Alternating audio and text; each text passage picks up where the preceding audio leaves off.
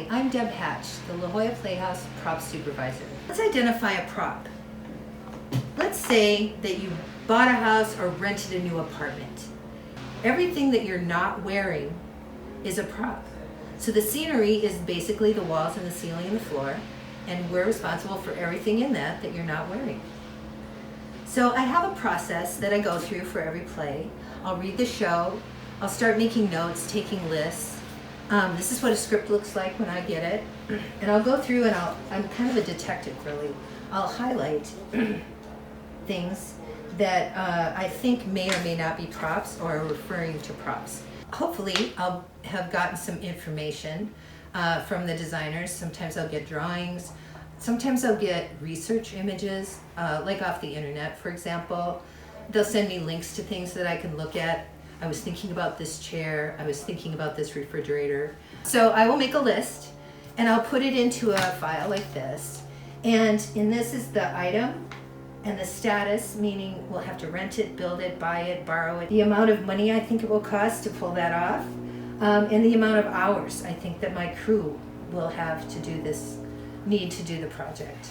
So we'll take this list and the first day of rehearsal, we'll provide something for everything on this list. It won't be the exact item for sure, but we'll go into our warehouse and we'll pull out as much stuff as we can.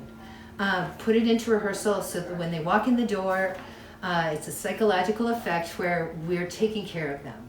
We're here, we've got your back, whatever you need, we have it here for you. Rehearsal will start, and we will every day get notes from rehearsal. And there'll be things like, we've decided we want to eat a cake.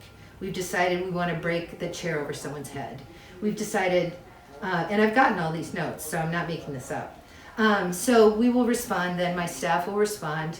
Sometimes we can do it immediately and just pull it from stock. Other times it will take a few days to sort that out. That goes on for 3 to 6 weeks, depending on what kind of a show we're doing. And then we go into what we call tech. And our goal is always to be ready for tech, to be as complete as possible. Doesn't always happen. It never happens actually. But we'll get a good start, right? So we turn all of our props over to the prop runners, who are other people in the prop department who are in charge of everything we've built, making sure the actors have it in the place they need it, making sure the glassware is clean, making sure there's plenty of food for them to eat if they're eating food, basically running the show. We tech from anywhere from a week to 4 weeks sometimes for a musical, and we just do it over and over and over until we get it right. This is also when the rubber kind of hits the road, because we'll find out whether what we've been doing actually works in the theater or not. And I've worked for weeks on a prop that will just literally roll on stage and then the director will say, no, cut it, and off we go. So we can't really get too attached.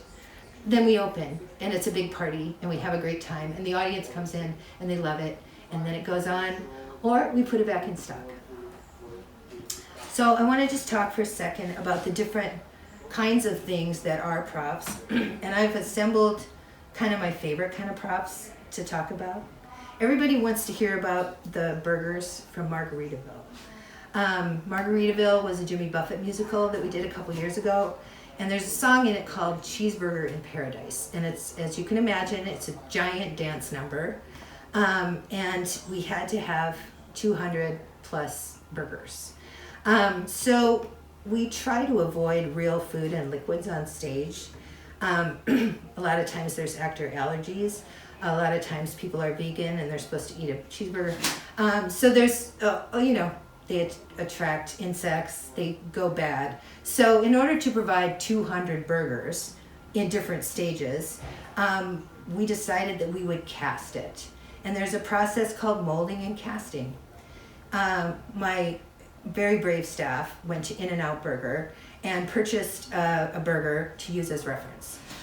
Came back, put toothpicks in it, and you make a box. This is how you cast something. You make a box.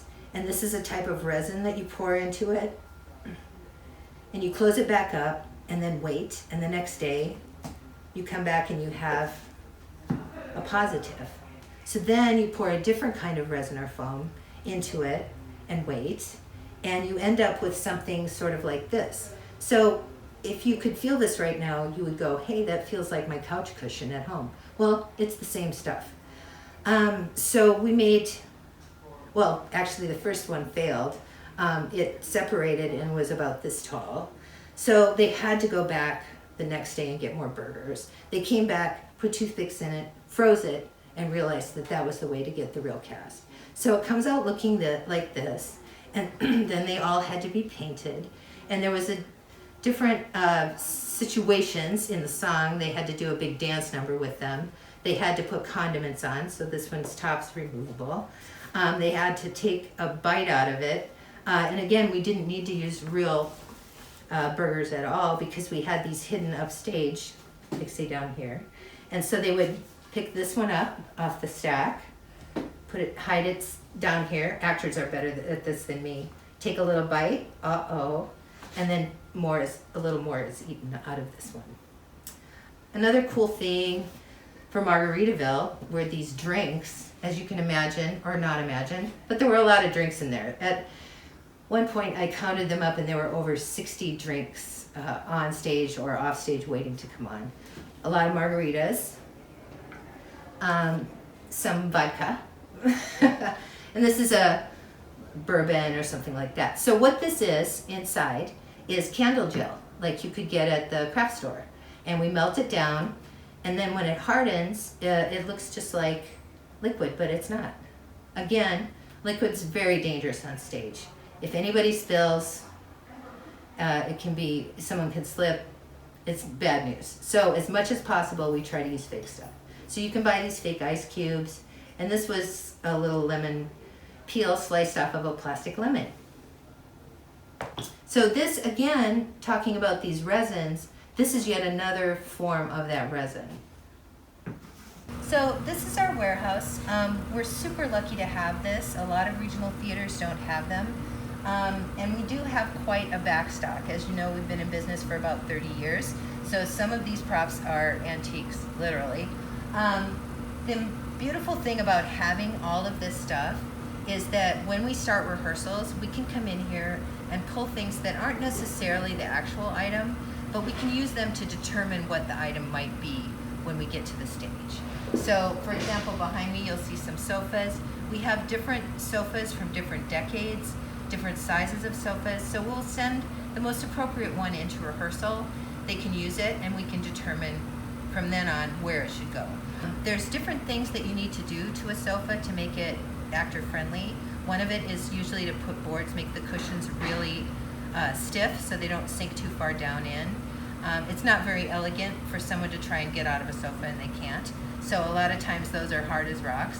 And we also have, I have an amazing artisan named Ray who's a beautiful upholsterer. And so the designer will pick the fabric and then we will reupholster it to their specification. We have some really cool things up above. I was able to find some airline seats for a show up in Los Angeles, and those are kind of hard to find and hard to buy, so we keep them in our stock. You'll also, if you looked around here, you would see some toilets. Props is also responsible for toilets and sinks and things like that. In Jersey Boys, we had to do prison toilets that had to roll around. That was a fun memory for me. This is our chair room, and it's probably my favorite room because it's very luxurious to be able to have this. In this room, there are hundreds of chairs from all different time periods. We've got bentwood chairs, we've got 60s diner kind of seats. These were rejects from Diana. We had a lot of these Louis chairs in stock, so we were able to distinguish which chair we actually had to purchase for the production. There's also many different iterations of chairs and stools in here. Sometimes we have to do an effect, like they have to break a leg off. I remember doing a play where the actor had to pull the cushion off and bust it over his head. So there's a lot of R&D in props, and you never really quite know what's coming. But I will say we have weeks of rehearsal to figure it out, and then we would work with the fight choreographer on any of those more violent moments to make sure that everybody's safe and it's done exactly the same way every time. This is just a little bit of what props is. I hope that you're interested in props. I hope that this has been entertaining for you. And think about it, the next time you watch a play or a movie on TV, all the different things that the actors are handling, that's what prop people do. So it was nice spending time with y'all. Thank you.